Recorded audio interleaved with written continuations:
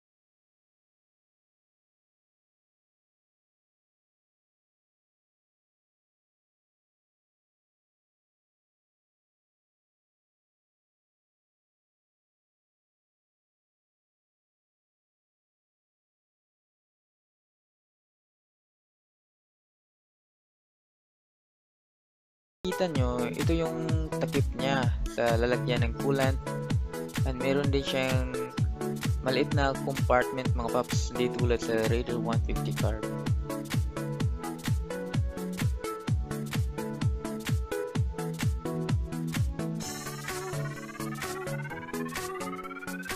So ito yung MotoGP and ito naman yung red at ito yung black na kulay mga paps. So sa Pilipinas, tatlo pa lang yung nirelease na kulay dito.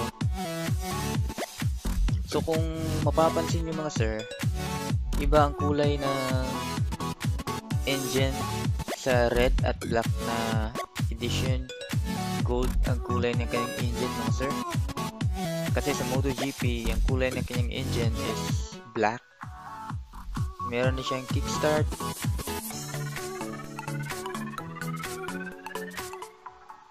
And ang capacity ng kanyang oil mga sir ay 1.3. Ito yung sticker ng black. Meron siyang hyperbone sa kanyang headlight.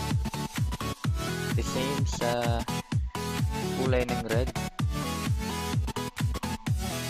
Kung makikita nyo, gold ang kulay ng kanyang engine sa black na kulay mga paps.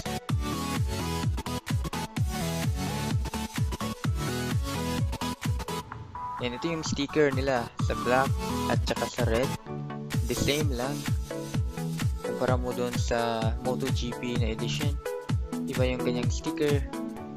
At saka sticker ng kanyang headlight, walang hyperbone. Ito yung sabi ko mga paps na itim ang kulay ng engine sa MotoGP na edition. Hindi tulad sa red at black na gold ang kanyang kulay sa kanyang engine. At ang presyo ng Raider 150 Fi ay nasa 109,900 pesos.